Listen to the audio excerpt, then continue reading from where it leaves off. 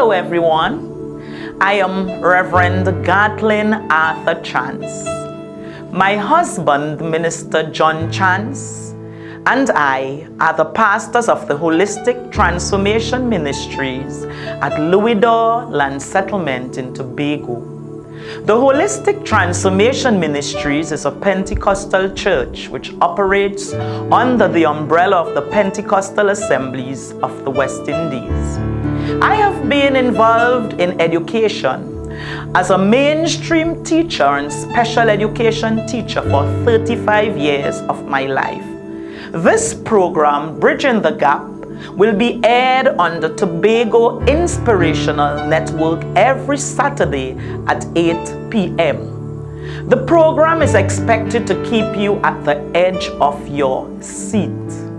Join us as we apply the Word of God to deal with issues relating to early childhood and adolescence. Bridging the Gap, right here on TIN.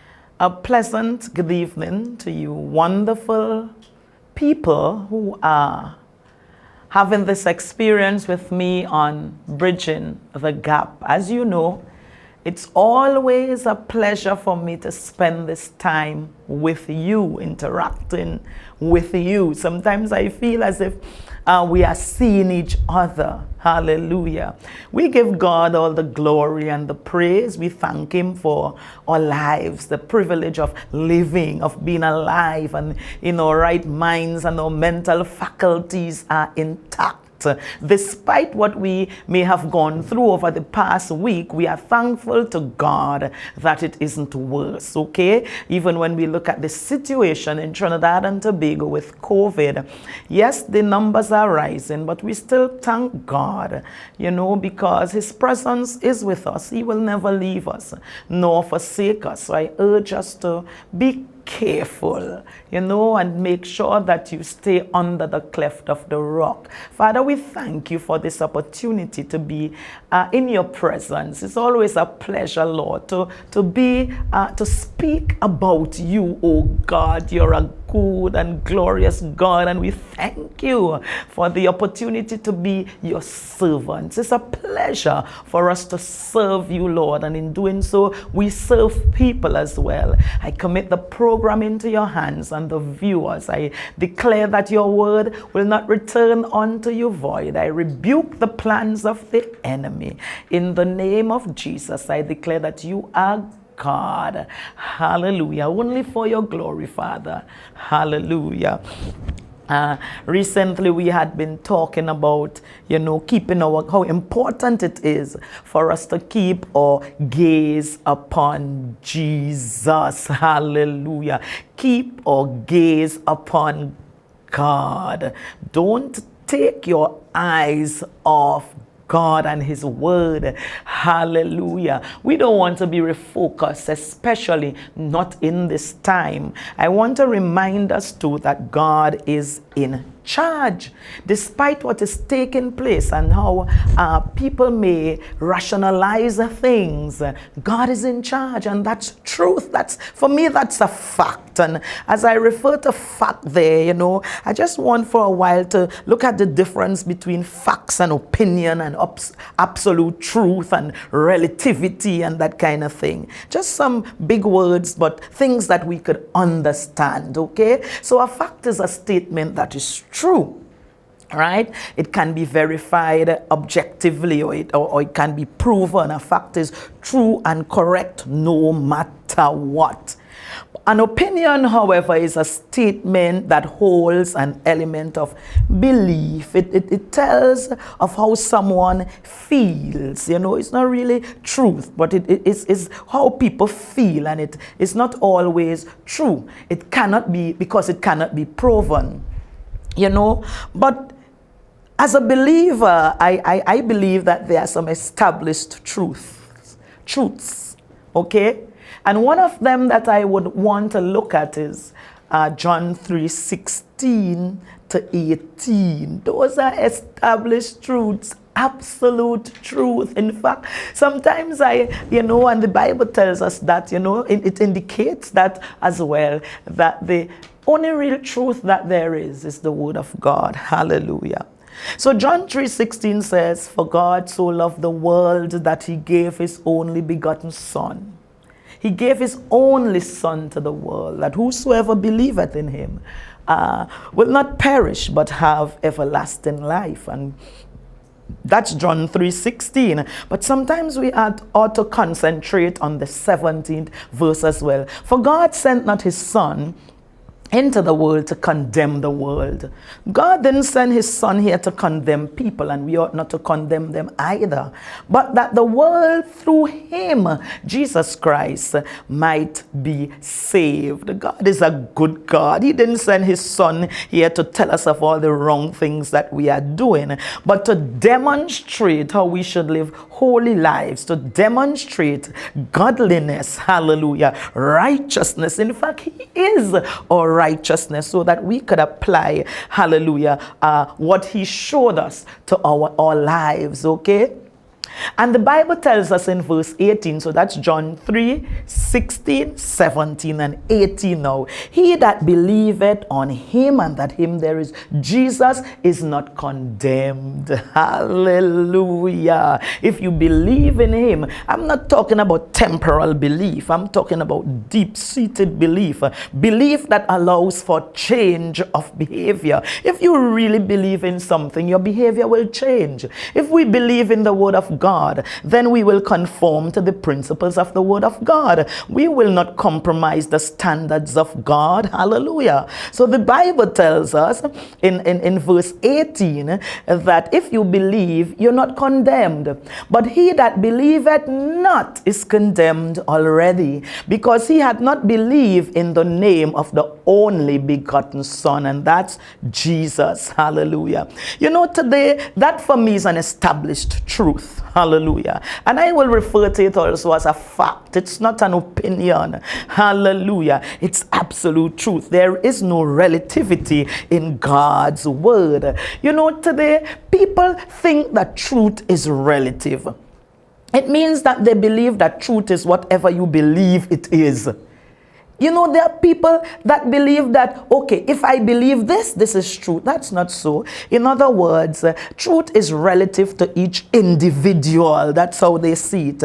But absolute truth, on the other hand, means that something can be true, something is true, regardless of whether or not you believe that it is. So regardless of whether or not you believe the word of God, it is absolute truth. It is something that is always true, no matter what the circumstances are. Hallelujah. For example, we could come back to the school, because I want us to remember, you know, even in this program, Bridging the Gap, we want to make sure that we always make reference to early childhood to adolescence. Hallelujah. We want to be the exemplars, godly exemplars. That's why sometimes I preach the word, I give the word. Hallelujah. Because we have to be the exemplars. We have to live the lives that God wants us to live. If we are to raise our charges according to the will and purpose of God, so that they would fulfill their purposes, their divine purposes, hallelujah, then we have to do it according to the Master's will. Hallelujah. He made us in his own image and likeness, and he gave us the responsibility to be the archers in the lives of our arrows, and we have to make sure that we get it right with the help of God. We're not perfect beings, but with the help of God, we can get it right. So let's go back to what we were talking about, facts and established truth. I gave an example with the word of God, John 3:16, 17, and 18. It is truth. There is no relativity in that. It isn't truth if I do X or if I do Y. Despite the circumstances, the word of God remains truth. But some people think, you see me, if I don't believe that, what I believe is truth. Not at all. That's a school of thought that I do not contribute towards, okay? For example, if we were to bring it home, I was saying, in the school, there are no round squares. That's a fact. You know, there are persons who will try to argue how a circle could be referred to as a square.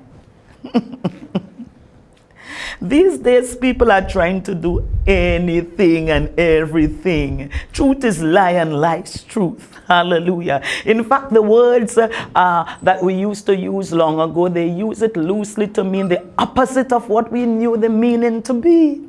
Hallelujah. But God's word remains absolute truth. No relativity in God's word. And you know, recently I had been studying Daniel, and when Daniel gave Nebuchadnezzar his dream, and he gave him a revelation, or an interpretation rather, of his dream, I did some research on it and I realized, wow, when you refer to that in Daniel chapter 2, there is proof that scripture was inspired by God. You know why? Everything that Daniel spoke in the word, read Daniel chapter 2, concerning world powers at the time, it happened exactly as Daniel spoke it. In real life, go back to the history. And I'm talking about real life. Hallelujah. Hallelujah. If you were to look back, you will see that the superpowers of the day at that time, just as Daniel said it, the same date and in the right order, God gave him that. Daniel did not dream that dream. Nebuchadnezzar dreamed that dream, and he said, look, if you all are in my court, hallelujah, the so-called wise men cannot tell me my dream, and not just tell me my dream, but give me the interpretation of it, then I'm going to kill you. And Daniel looked towards heaven as he would usually do, and he said, my God is able to do this for me, hallelujah. And Daniel was able to tell him, and do you know, hallelujah, in fact, I'm sure that many of us know that whatever was prophesied by Daniel is what actually happened in this world. Go back and check it out. Hallelujah. Hallelujah. You know, when Jesus walked on the earth, he had some experiences before he was crucified. The government of the day, consisting of the chief priests and the high priests and the elders and the scribes and the Pharisees, you know, they all focused on challenging Jesus, despite the fact that today we know, you know, some knew then too that Jesus really came for that purpose. Some challenged it because they didn't expect him to be so simple. So they challenged him. Hallelujah. He had to be tried. A case had to be tried. You know, he was as we usually would say, he was locked up for truth. He did nothing. They felt that what he was doing wasn't right. He was going against the norms of the day. Hallelujah. Hallelujah. And he had a hard time. The aim was to kill him, you know, after the Passover feast. And the term that I just used is not really a term that we should use, that they killed him. Because one of the things that we need to understand is that nobody killed Jesus. He laid down his life. Now, why am I going there? Later on, I want you to pay close attention. You will understand why I'm going there. Because one, we want to understand that the word of God is absolute truth. And we want to look at Jesus' life when he walked on the earth. Nobody killed him. He laid down his life. You could imagine people in those days, and they did say it, saying, if you are Jesus, why don't you get up? Why don't you come down from the cross? They did say these things. Why don't you... Why don't you use your powers, your miracles, hallelujah, to destroy these people that are beating you, spitting on you, putting a crown of thorn on your head, throwing vinegar on your wounds? Why are you taking it? You know, there are some things that God is in control of. And Jesus knew that his Father was in control. Hallelujah. It was his Father's will that he went through what he went through while he walked on the earth. Hallelujah. In fact, that was his purpose for coming to the earth. He came for a purpose, and the purpose had to be fulfilled. And while those who did not have the eyes to see could not see that that was his purpose, in fact, not even his disciples were able to understand that. You know? And today there are persons who, they're not very familiar with the Word of God, and they do not have the eyes to see, because the Bible talks about people who have eyes but they do not see. They have ears that they do not hear, because they don't attend to the Spirit. Hallelujah. They don't have that relationship with God that He will download into them certain things. Right? So I was telling you that Jesus had a purpose of coming, but people talked about it. You could imagine if it was now, people would say, but what kind of God He say He is? What kind of Son of God He is? He working miracles and He can't work miracles for Himself. Hallelujah. The Bible tells us in John 10 and verse 17, it says that, therefore doth my Father love me, because I lay down my life. I want you to understand that Jesus laid down His life that I might take it up again. Hallelujah. No man taketh it from me. That's why I'm telling you, nobody killed Him. Nobody took His life. He gave His life. John 3:16 did not say, for God so loved the world that He allowed them to kill His Son. He gave His Son. Hallelujah. Jesus said in John 10 and 17, as I was saying in verse 18, no man taketh it from me, but I lay it down of myself. I have power to lay it down, and I have power to take it up again. Hallelujah. He said, you know why? Because this is the commandment that I received from my Father. One of the things that we know that Jesus did is that He was obedient to His Father's will and to His Father's divine desires. Hallelujah. Hallelujah. It says in Matthew 26 and verse 39, you see, and He went a little further. I'm jumping a little bit to show you that that is what was supposed to happen in the day. And I want to link it with what is happening today. I want you to pay close attention. And He went a little further and fell on His face and prayed, saying, oh my Father, hallelujah, Gethsemane, hallelujah, experience. Oh my Father, if it be possible, let this cup pass from you. Oh God, don't let me go through this. It's difficult. He said, nevertheless, not as I will, or not my will, but thy will be done. Hallelujah. And Jesus said these words about 3 times. But God's purpose had to be fulfilled. Jesus could have saved Himself. He was divine. Hallelujah. In fact, what I mean is He was deity, He was God, and He was man. His father was heavenly and His mother was earthly. He could have saved Himself, but He came for a purpose, a divine purpose. He's a God of truth. And truth He had to demonstrate. Hallelujah. The divine purpose for which He came had to be realized.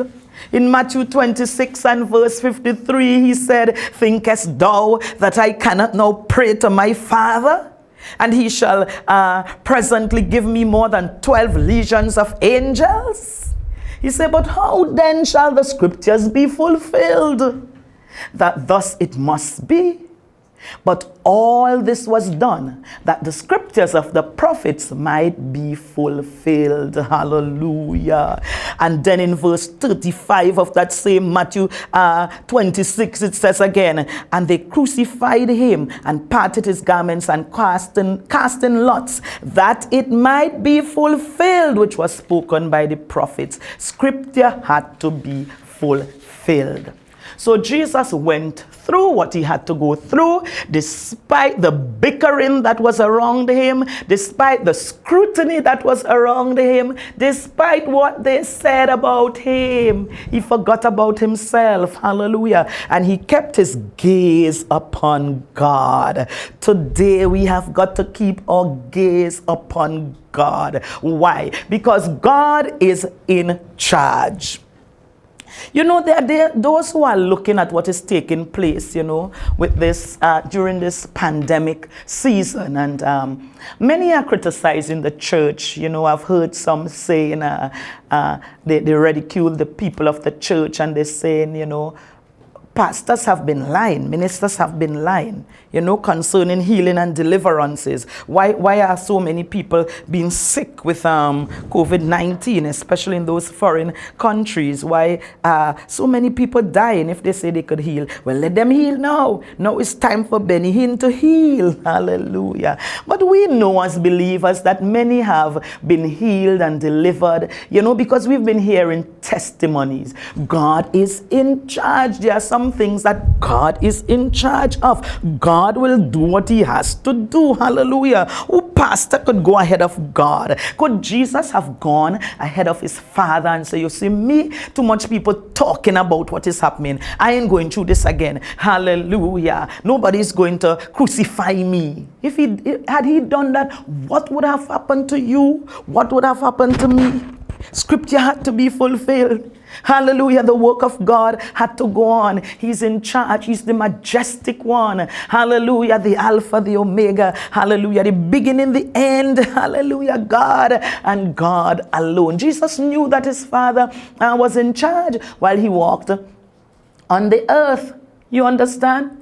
Despite what people are saying, concerning the church, I'm not blaming everybody. I believe that is in the minority, but I still want to talk about it. Hallelujah.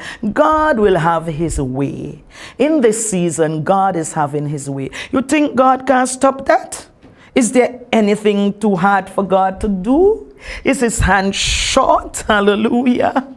If he could have raised Lazarus from the dead, why couldn't he stop this, or why can't he stop this? But he's allowing it. Perhaps there is a great purpose. When we look in the next season, we are waiting, hallelujah, to see what will come out, hallelujah, of it. In the meantime, we are staying safely in our homes. Hallelujah. I want to repeat what I said a while ago. Just as God allowed the circumstances leading up to the crucifixion of Jesus, and then in the next season we saw that Jesus rose from the dead. He rose triumphant, as he said. He snatched the victory from the grave. Hallelujah. He rose again our souls to save. Oh, glory. Hallelujah to the Lamb. So God is allowing COVID-19 today. Nothing passes God, Hallelujah. Nothing passes God.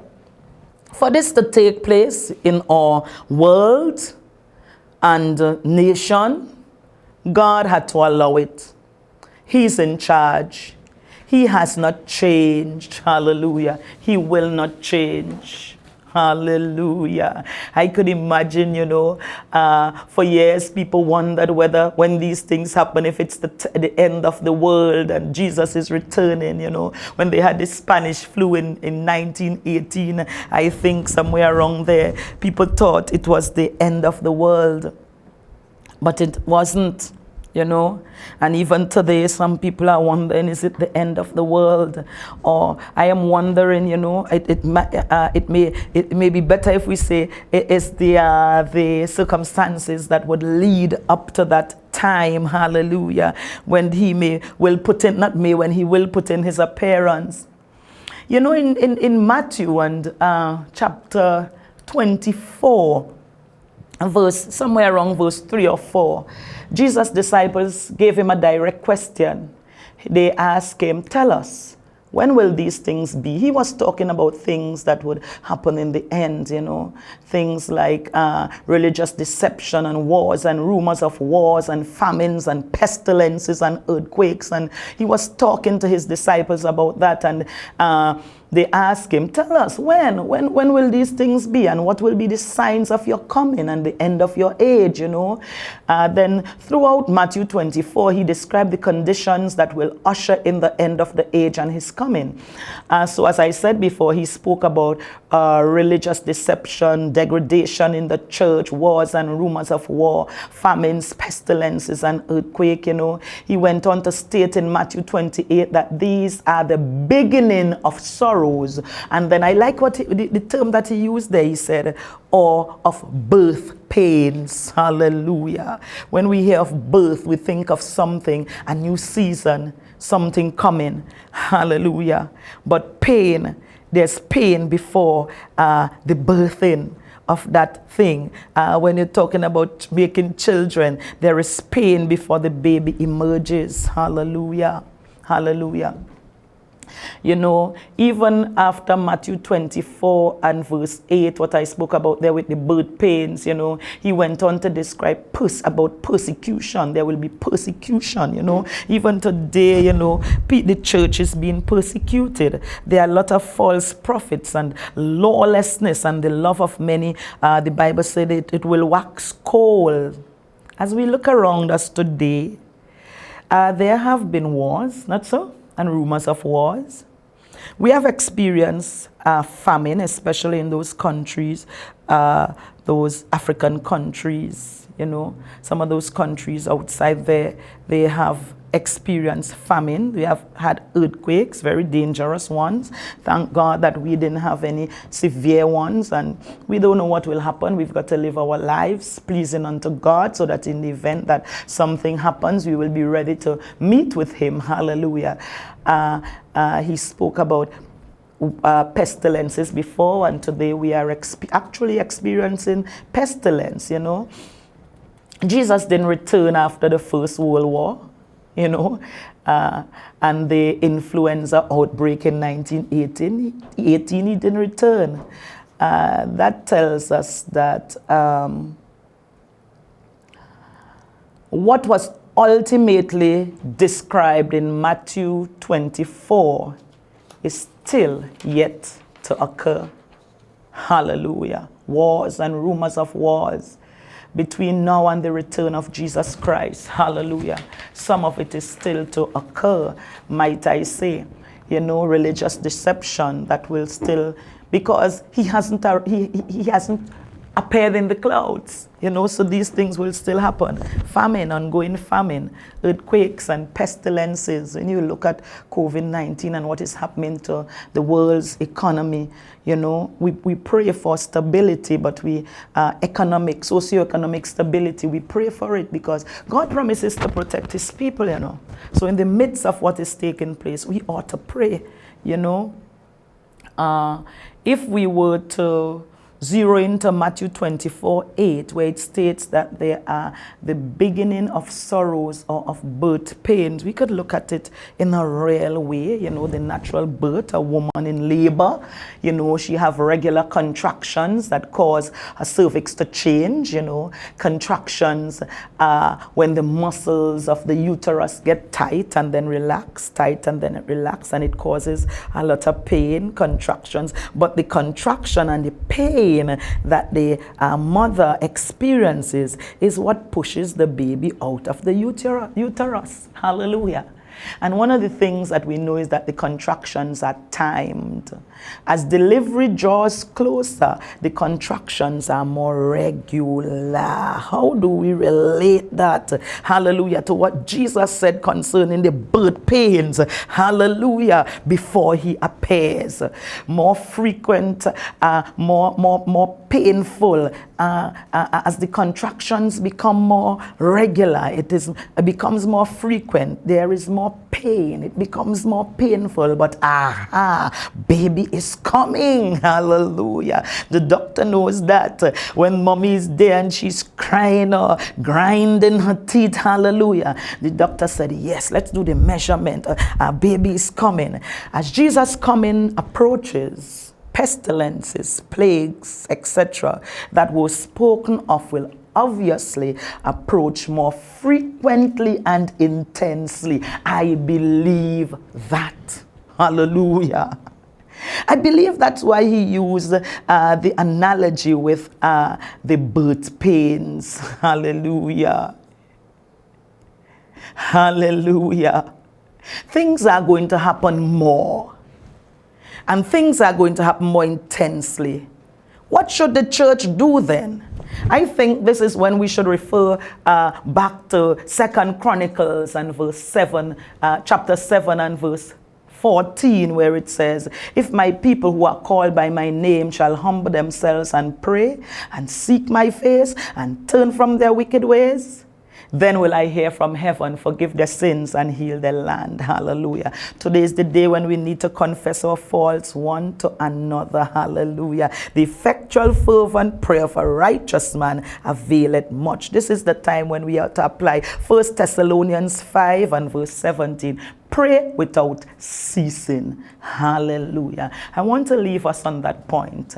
I will continue with this program, but I want to remind us that we've got to pray without ceasing because God is in charge. So keep your gaze upon him. Hallelujah.